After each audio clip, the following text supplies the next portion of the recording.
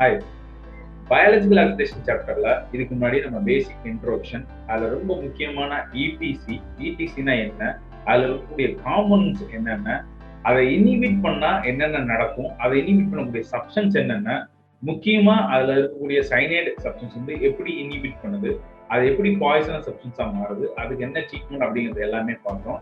அதோட கண்டினியூஸ்னா இன்னைக்கு வந்து ஆக்சிடேட்டிவ் பாஸ்போரிலேஷன்னா என்ன, அதோட மெக்கானிசம்ஸ் என்னென்ன அப்படிங்கறத இந்த வீடியோல பார்ப்போம். வாங்க வீடியோக்குள்ள போகலாம். என்னோட பேர் முத்துகிருஷ்ணன்.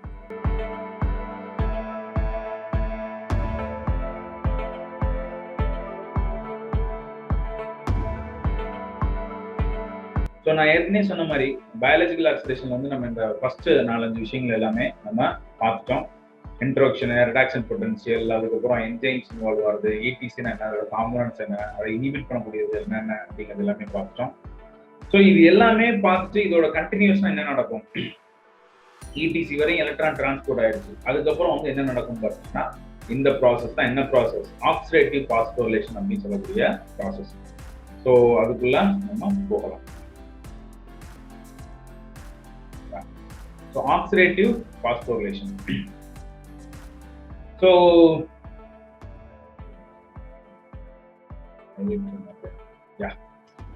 இப்போ நமக்கு இடிசியில் வந்து என்ன பார்த்துருப்போம் அப்படின்னா, எலக்ட்ரான் வந்து டிரான்ஸ்போர்ட் ஆகும், ஒரு கம்பார்ட்மெண்ட் வந்து அடுத்தடுத்த கம்பார்ட்மெண்ட் வந்து டிரான்ஸ்போர்ட் ஆகும். ஸோ லாஸ்ட் கம்பார்ட்மெண்ட்ல வந்து அதாவது காம்ப்ளெக்ஸ் 5ல வந்து எனர்ஜி ப்ரொடக்ஷன் ஆகும் அப்படிங்கிறத நம்ம பார்க்கிறோம். ஸோ அந்த ப்ராசஸ் தான் வந்து ஆக்சிடேட்டிவ் பாஸ்போரிலேஷன் அப்படின்னு சொல்லக்கூடிய process. So transport of electrons through ETC it's linked with release of free energy. So இடிசியில் வந்து ஒவ்வொரு இடத்துல எலக்ட்ரான் டிரான்ஸ்போர்ட் ஆகும்போது கடைசி ஸ்டேஜுக்கு வந்து என்ன பண்ணோம்னா எனர்ஜி ப்ரொடக்ஷன் ஆகணும். அந்த ப்ராசஸ்க்கு பேர் என்ன பேர்? ஆக்சிடேட்டிவ் பாஸ்போரிலேஷன்ங்கிறது பேர். ஸோ இது எல்லாமே ஒரு கோரிலேஷன். ஸோ இந்த ப்ராசஸ்ல ஆக்சிடேட்டிவ் பாஸ்போரிலேஷன் வந்து ஏடிபி சிந்தசிஸ் ஆக போகுது அப்படிங்கிறத நம்ம பார்க்கலாம். ஸோ அந்த ஏடிபி எதுல இருந்து சிந்தசிஸ் ஆக போகணும்னா raw material from adenosine diphosphate அப்படின்னு சொல்லக்கூடிய ஒரு சப்ஸ்டன்ஸும், அதுக்கப்புறம் இன்னொரு இன்ஆர்கானிக் பாஸ்பேட், இந்த ரெண்டு குரூப்பும் வந்து என்னன்னா அட்டாச் ஆகி தான் வந்து என்ன ஆகும், ஏடிபியா கன்வெர்ட் ஆகும். தட் மீன்ஸ் அடினோசின் ட்ரைபாஸ்பேட்டா மாறும்.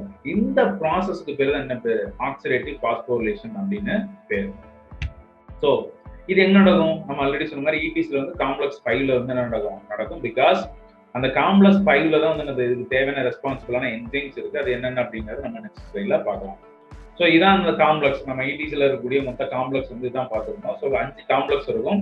ஸோ காம்ப்ளெக்ஸ் 1ல இருந்து டைரக்டா ஃபர்ஸ்ட் சைட், காம்ப்ளெக்ஸ் 3ல இருந்து செகண்ட் சைட், காம்ப்ளெக்ஸ் 4ல இருந்து 3 சைட், 3வது சைட். இந்த 3 சைட்ல இருந்து வரக்கூடிய எலக்ட்ரான்ஸ் தான் வந்து என்ன பண்ணுவோம்னா டைரக்டா வந்து இந்த காம்ப்ளெக்ஸ் 5ல வந்து இன்வால்வ் ஆகி என்ன ஏடிபி சிந்தசிஸ்க்கு ரெஸ்பான்சிபிளா இருக்கும் அப்படிங்கிறது ஒரு பேசிக் கான்செப்ட். இதை புரிஞ்சுக்கோங்க.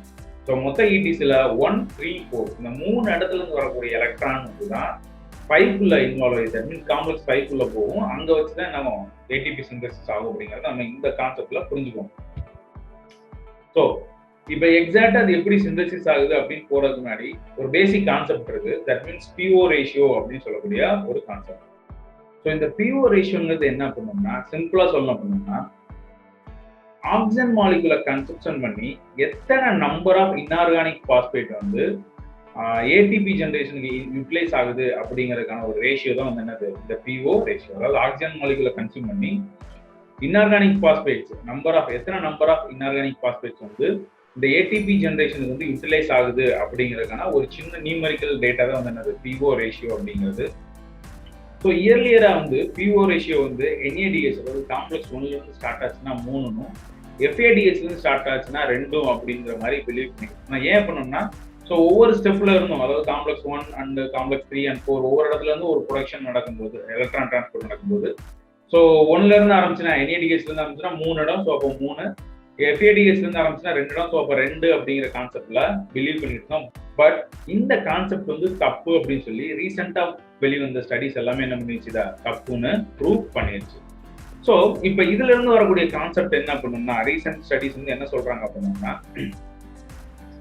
2 எலக்ட்ரான் ஒவ்வொரு இடத்துல இருந்து வந்து பாத்தீங்க அப்படின்னா 2 எலக்ட்ரான் காம்ப்ளெக்ஸ் வந்து என்ன ஆகுது அப்படின்னா பம்ப் அவுட் ஆகுது. ஸோ ஓவரால் வந்து பார்த்தோம்னா 1, 3, 4 4 இடத்துல இருந்து பார்த்தோம் அப்படின்னா என்ஏடிஎஸ் வந்து ஸ்டார்ட் ஆச்சு அப்படின்னா ஓவராலா 10 புரோட்டான்ஸ் வந்து என்ன ஆகுது, பம்ப் அவுட் ஆகுதுன்னு. ஸோ அதே இது எஃப்ஏடிஎஸ்ல இருந்து வந்துச்சு அப்படின்னோம்னா 6 புரோட்டான் வந்து பம்ப் அவுட் ஆகுது அப்படிங்கிறத வந்து என்ன பண்ணாங்க, ப்ரூவ் பண்ணாங்க. ஸோ அப்படி பார்த்தோம் அப்படின்னோம்னா NAD இருந்து ஸ்டார்ட் ஆச்சு அப்படின்னா 2.5 ATP, அதாவது 2.5 ATP ஃபார்ம் ஆகுது. அதே இது வந்து FAD இருந்து ஸ்டார்ட் ஆச்சு அப்படின்னா 1.5 ATP ஃபார்ம் ஆகுது அப்படிங்கிறத ப்ரூவ் பண்ணாங்க. தட் மீன்ஸ் 4 புரோட்டான்ஸ் வந்து ஒரு ATPக்கு ரெஸ்பான்சிபிள் அப்படிங்கிற மாதிரி. ஸோ NADக்கு வந்து 10 புரோட்டான் ஃபார்ம் ஆகும். ஸோ 2.5, FADக்கு வந்து என்ன ஆகும், 6 புரோட்டான் ஃபார்ம் ஆகும். ஸோ அப்படிங்கும்போது வந்து என்ன பண்ணோம்னா 1.5 அப்படிங்கிறது. ஸோ இப்போ இந்த பிக்சர் பார்த்தீங்கன்னா கிளியரா புரிஞ்சிடும். ஸோ 3 இடத்துல இருந்து, இப்போ ஃபர்ஸ்ட் இடத்துல இருந்து 4, 2வது இடத்துல இருந்து 4, கடைசி இடத்துல இருந்து 2. ஸோ NADல இருந்து ஸ்டார்ட் பண்ணிச்சு அப்படின்னா 4, 4, 2 மொத்தம் 10. ஸோ அப்போ 2.5. ஸோ அதே இது 2வது இதுல இருந்து FADல இருந்து ஸ்டார்ட் ஆச்சு அப்படின்னா 4 + 2 6. ஸோ 6னா 1.5 ATP ஃபார்ம் ஆகுறது. இந்த டயக்ராம் பார்த்தாலே நமக்கு என்ன ஆயிரும், கிளியரா புரிஞ்சிடும். So that's all. So side of oxidative phosphorylation, இந்த பிக்சர் நம்ம ஆல்ரெடி காமிச்சிருப்பேன். ஸோ மொத்த ATPsல வந்து 3 காம்ப்ளெக்ஸ் வந்து என்னது ரெஸ்பான்சிபிள். 3 இடத்துல இருந்து வரக்கூடிய ஹைட்ரஜன் அயான்ஸ் தான் வந்து என்ன ஆகும் அப்படின்னா 5th காம்ப்ளெக்ஸ்க்குள்ள உள்ள போகும்போது ATP கன்வெர்ட் ஆகும் அப்படிங்கிறது நம்ம பார்த்துருக்கோம். ஸோ 3 சைட்ஸ், 3 சைட்ஸ் வந்து ரெஸ்பான்சிபிள். அது என்னென்ன, காம்ப்ளெக்ஸ் 1, காம்ப்ளெக்ஸ் 3 அண்ட் காம்ப்ளெக்ஸ் 5. இந்த 3மே வந்து என்னது ரெஸ்பான்சிபிள். இந்த 3 இடத்துல இருந்து வரக்கூடிய எலக்ட்ரான் தான் டைரக்டா வந்து காம்ப்ளெக்ஸ் 5 உள்ள போயிட்டு எனர்ஜியா கன்வெர்ட் ஆக போகுது அப்படிங்கிறத நம்ம பார்த்தோம். ஸோ அந்த 3 சைட்ஸ் என்னென்ன அப்படிங்கிறது, ஆக்சிடேஷன் ஆஃப் MnH2ல இருந்து வரக்கூடியது, சைட்டோக்ரோம் FMNல இருந்து வரக்கூடியது, அப்புறம் அந்த சைட்டோக்ரோம் Bக்கும் Cக்கும் நடுவில் இருக்கக்கூடிய இந்த காம்ப்ளெக்ஸ் 2ல இருந்து வரக்கூடியது, லாஸ்ட் வந்து சைட்டோக்ரோம் ஆக்சிடேஸ். இந்த 3 சைட்ல இருந்து தான் ஆக்சிடேட்டிவ் பாஸ்போரிலேஷனுக்கு தேவையான எலக்ட்ரான்ஸ் கிடைக்கும். இதுதான் மேஜர் சைட்ஸ் அப்படிங்கிற மாதிரி சொல்றாங்க. ஓகேவா? ஸோ இப்போ நம்ம வந்து இந்த ஆக்சிடேட்டிவ் பாஸ்போரிலேஷன் நடக்கிற சைட் என்னென்னு பார்த்தோம். ஸோ இப்போ வந்து அதோட மெக்கானிசம்ஸ் என்னென்ன அப்படின்னு நம்ம பார்க்கலாம். ஸோ ஓவராலாக இதில் வந்து 2 ஹைபோதிசிஸ் வந்து என்ன பண்றாங்க அப்படின்னா ப்ரொபோஸ் பண்றாங்க. ஃபர்ஸ்ட் வந்து என்ன பண்ணோம்னா கெமிக்கல் கப்ளிங் ஹைபோதிசிஸ். ஸோ இது ஃபர்ஸ்ட் ஹைபோதிசிஸ். 2வது ஹைபோதிசிஸ் என்ன அப்படின்னா ஹீமாஸ்மாட்டிக் ஹைபோதிசிஸ் அப்படின்னு 2 ஹைபோதிசிஸை ப்ரொபோஸ் பண்றாங்க.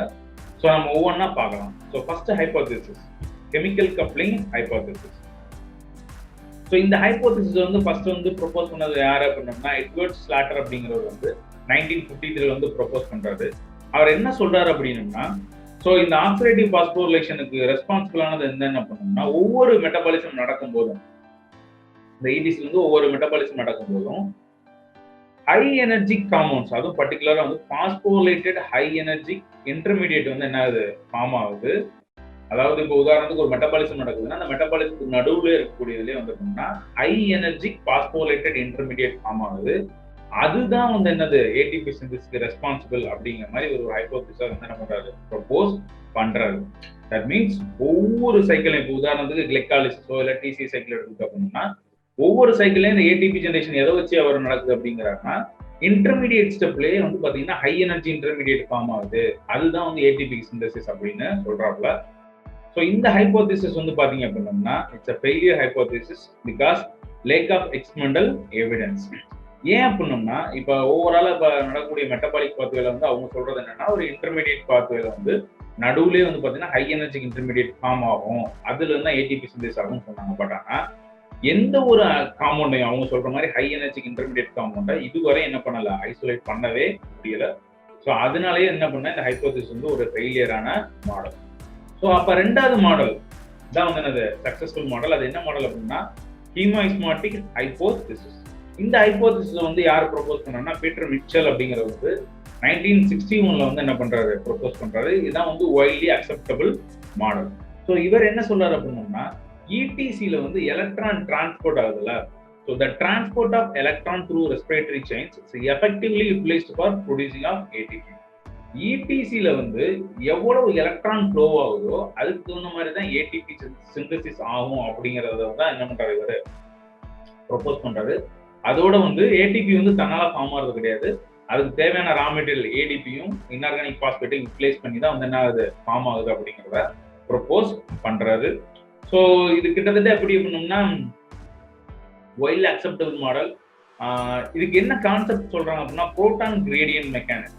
தட் மீன்ஸ் ஸோ இப்போ வந்து இந்த மைட்டோகாண்ட்ரியால இப்போ நமக்கு ஆல்ரெடி பார்த்துருக்கோம், மைட்டோகாண்ட்ரியால வந்து அவுட்டர் சர்ஃபேஸ் இருக்கும், இன்னர் சர்ஃபேஸ், இன்டர்மீடியட் ஸ்பேஸ், தென் எல்லாம் இருக்கக்கூடிய மைட்டோகாண்ட்ரியல் மேட்ரிக்ஸ் எல்லாமே பார்த்துருக்கோம். ஸோ இப்போ இந்த இன்னர் மைட்டோகாண்ட்ரியல் மெம்பரைன்ல வந்து பாத்தீங்க அப்படின்னா இந்த புரோட்டான் அயன்ஸோ ஹைட்ராக்சில் அயன்ஸோ என்ன ஆகாது, பாஸ் ஆகாது. Because it's impermeable nature. இந்த ஹைட்ரஜன் அயன்ஸும் ஹைட்ராக்சில் அயன்ஸும் என்ன ஆகாது, இந்த இன்னர் மைட்டோகாண்ட்ரியல் மெம்பரைன் வந்து என்ன ஆகாது, உள்ள கிராஸ் ஆகியே போகாது. ஸோ இந்த டிரான்ஸ்லோகேஷன் ப்ராசஸ் எப்ப இந்த புரோட்டான்ஸ் வந்து டிரான்ஸ்லோகேட் ஆகுதோ, இன்னர் மைட்டோகாண்ட்ரியல் மெம்பரைனை கிராஸ் ஆகுதோ, அப்போ வந்து என்ன பண்ணணும்னா இந்த எலக்ட்ரான் கிரேடியன்ட் வந்து ஃபிளக்சுவேஷன் வரும் அப்படிங்கிற மாதிரி சொல்றாங்க. ஸோ இந்த புரோட்டான் வந்து எப்போ பம்ப் ஆகுதோ அப்போ வந்து ஆட்டோமேட்டிக்கா வந்து என்ன ஆகும் அப்படின்னா எலக்ட்ரோகெமிக்கல் ஆர் புரோட்டான் கிரேடியன்ட் வந்து என்ன ஆகும், ஃபிளக்சுவேட் ஆகும். ஸோ அதை வச்சுதான் என்ன ஆகுது, ஏடிபி சிந்தசிஸ் ஆகுது அப்படிங்கிற மாதிரி இவங்க ப்ரொபோஸ் பண்றாங்க. ஸோ இப்போ இவர் ப்ரொபோஸ் பண்ற தேரியில வந்து பார்த்தா அப்படின்னா இந்த ஏடிபி சிந்தசிஸ் வந்து ஒரு என்சைம் வந்து இன்வால்வ் ஆகுது அப்படிங்கிற மாதிரி ப்ரொபோஸ் பண்றது. அதுதான் வந்து என்னன்னா நம்ம ஆல்ரெடி பார்த்தோம், காம்ப்ளெக்ஸ் ஃபைல்ல இருக்கக்கூடிய ஏடிபி சிந்தேஸ் என்சைம். ஸோ இது வந்து நம்ம பார்த்துட்டோம் காம்ப்ளெக்ஸ் ஃபைல்ல இருக்கும். ஸோ இதுதான் வந்து என்ன பண்ண அப்படின்னா புரோட்டான் கிரேடியன்ட்டுக்கு ரெஸ்பான்சிபிளா ஆக்ட் பண்ணி ஏடிபியை சிந்தசிஸ் பண்ணுது அப்படிங்கிற மாதிரி சொல்றாங்க.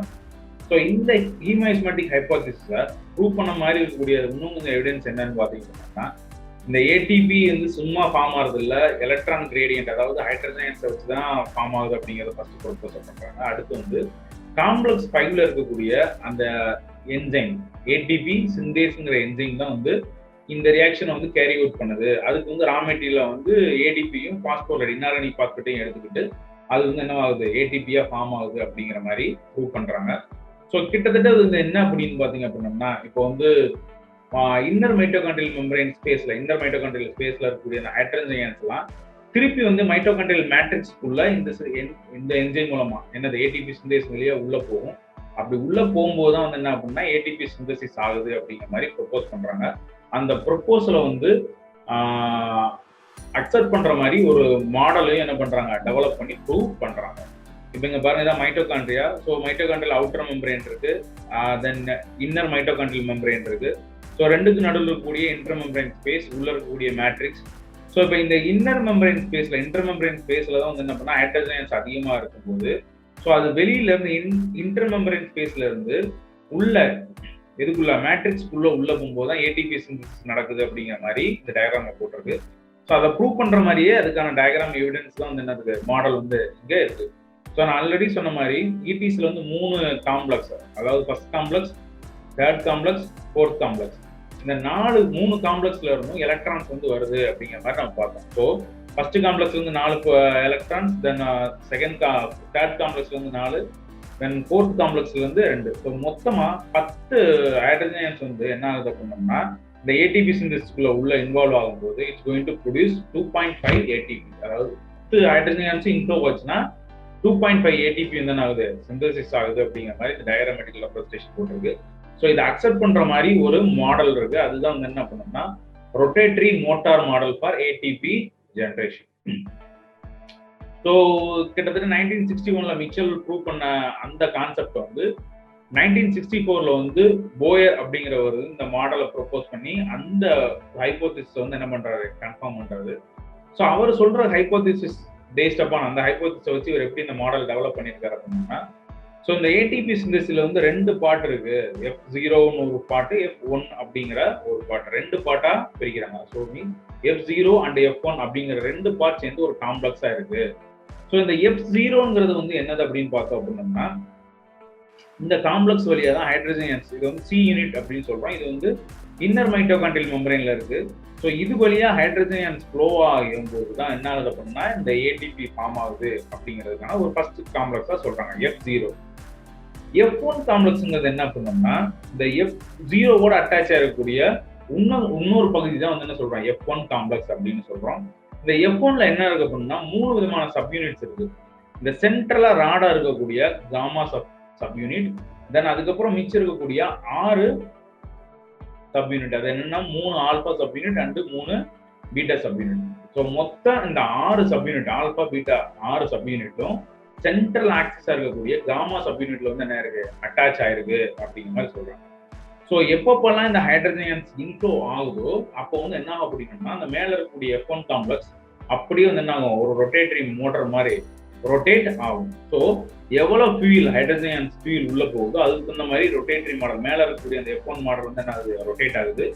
அந்த ரொட்டேஷனை வச்சு தான் ஏடிபி ஜென்ரேஷன் ஆகுது அப்படிங்கிற மாதிரி சொல்றாங்க. ஸோ நெக்ஸ்ட் பிக்சர்ல நமக்கு கிளியரா புரியும். ஸோ அதுக்கு ப்ரொபோஸ் பண்ற மாதிரி எப்படி இருக்கணும்னா, நம்ம இப்போ F2 யூனிட்ல வந்து F0 யூனிட்ல வந்து ஹைட்ரஜன் இன்ஃப்ளோ ஆகும்போது சென்ட்ரல் ஆக்சிஸ் வந்து என்ன ஆகுது, ரொட்டேட் ஆகுது அப்படின்னு பார்த்தோம்ல. ஸோ மேல இருக்கக்கூடிய இந்த 6 சப் யூனிட், அதாவது 3 ஆல்பா 3 பீட்டா சப் யூனிட்ல வந்து என்ன இருக்கு அப்படின்னு பார்த்தோம்னா, ஸோ இதுல ஒரு 3 விதமான கன்ஃபர்மேஷன்ஸ் இருக்கு. அது என்னென்ன கன்ஃபர்மேஷன் அப்படின்னா, open conformation and loose conformation and tight conformation. So சிம்பிளா இதை எப்படி புரிஞ்சுக்கலாம் அப்படின்னோம்னா, ஸோ இப்போ இதுல டயக்ராமேட்டிக்கலா கொடுத்துருக்காங்க பாருங்க. So open conformation, loose conformation, tight conformation. So எப்போ இந்த ஹைட்ரஜன் ஃப்ளோ ஆகுதோ அப்போ வந்து இந்த மேல இருக்கக்கூடிய 6 சப் யூனிட் வந்து என்ன ஆகுது அப்படின்னா ரொட்டேட் ஆகுது. அப்போ ரொட்டேட் ஆகும்போது அந்த 6 சப் யூனிட் 3 விதமான கன்ஃபர்மேஷன்ல சேஞ்ச் ஆகுது. ஸோ அந்த 3 கன்ஃபர்மேஷன் என்ன பண்ணணும்னா, ஃபர்ஸ்ட் வந்து ஓப்பன் கன்ஃபர்மேஷன்.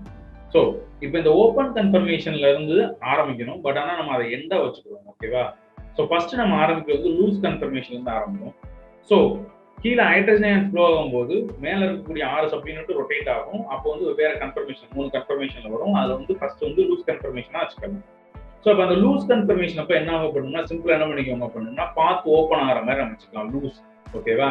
ஸோ இப்போ இந்த கன்ஃபர்மேஷன்ல வந்து ஏடிபிக்கு தேவையான ரா மெட்டீரியல், அதாவது ஏடிபி அண்ட் இனார்கானிக் பாஸ்பேட், இந்த ரெண்டும் போய் என்ன ஆகுது, அந்த லூஸ் கன்ஃபர்மேஷன் சைட்ல போய் அட்டாச் ஆகுது. ஸோ அடுத்த ஹைட்ரஜன் ஃப்ளோ ஆகும்போது அது என்ன ஆகும், டைட் கன்ஃபர்மேஷனாக மாறும். அந்த டைட் கன்ஃபர்மேஷன் ஆகும்போது அந்த ரா மெட்டீரியல் ஏடிபியும் இன்ஆர்கானிக் பாஸ்பேட்டையும் என்ன பண்ணுது, அட்டாச் பண்ணி அது ஏடிபியா மாறுது. ஓகேவா? இதுதான் டைட் கன்ஃபர்மேஷன்ல நடக்கக்கூடியது. ஸோ அடுத்த ஹைட்ரஜன் ஃப்ளோ ஆகும்போது என்ன ஆரம்பிக்கும், இட்ஸ் கோயிங் டு ரொட்டேட்.